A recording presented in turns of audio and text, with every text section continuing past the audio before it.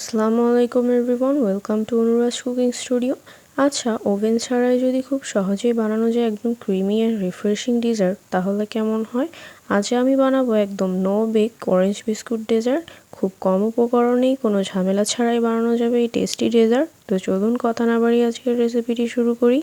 তো প্রথমে orange custard তৈরি করে নেব। তার জন্য একটি প্যানে 3টা ডিমের কুসুম, 1/4 cup cornflour, half litre liquid দুধ, 1/4 কাপ চিনি, 1/4 কাপ কনডেন্স মিল্ক আর হাফ চামচ লবণ দিয়ে ভালোভাবে মিক্স করে নিব।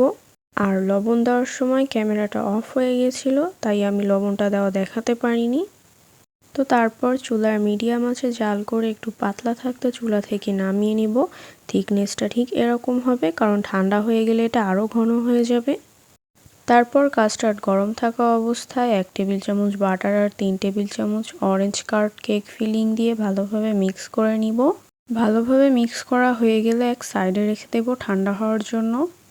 এবার অন্য একটি পাত্রে হাফ কাপ ঠান্ডা হুইপ ক্রিম আর 1 টেবিল চামচ কনডেন্স মিল্ক দিয়ে ভালোভাবে 1 মিনিটের জন্য বিট করে নেব। আর আপনারা কে কোথা থেকে দেখছেন আপুরা, তা কমেন্টে কিন্তু অবশ্যই জানাতে ভুলবেন না।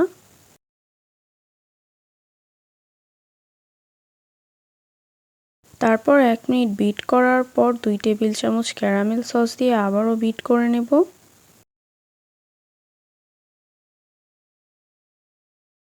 তারপর একটা ডিশে অরেঞ্জ কাস্টার্ডের অর্ধেকটা ঢেলে দিয়ে ডিশে সমান করে নেব।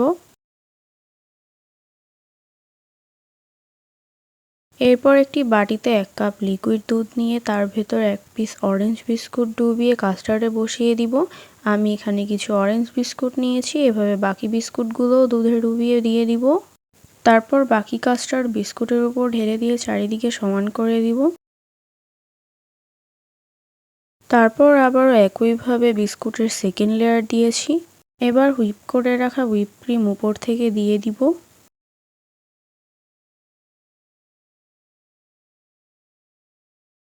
এবার একটি পাইপিং ব্যাগে ক্যারামেল সস ভরে লম্বা দাগ টেনে দিব।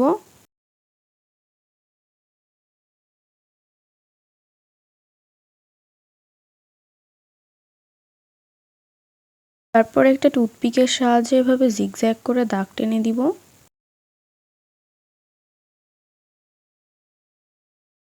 তারপর কিছু বিস্কুট গুঁড়ো দিয়ে চারিদিকে বর্ডার করে দেব। এটা পুরোটাই অপশনাল, আপনারা চাইলে স্কিপ করতে পারেন। তারপর এক কর্নার থেকে কিছু বাটারস্কচ প্রোলাইন দিয়ে 5 থেকে 6 ঘন্টার জন্য ফ্রিজে রেখে দেব সেট করার জন্য। 6 ঘন্টা পর ফ্রিজ থেকে বের করে এক সাইড থেকে কেটে নিয়েছি। দেখুন কতটা সফট অ্যান্ড ক্রিমি হয়েছে, আর খেতেও অনেক টেস্টি। তো এই ইজি ডেজার্টটি বাসায় কিন্তু অবশ্যই ট্রাই করে দেখবেন। আর ভালো লাগলে like, comment, share and subscribe করে পাশে থাকা বেল আইকনটি ক্লিক করে দিবেন। তো আজকে এই পর্যন্তই। সবাই ভালো থাকবেন, সুস্থ থাকবেন। আল্লাহ হাফেজ।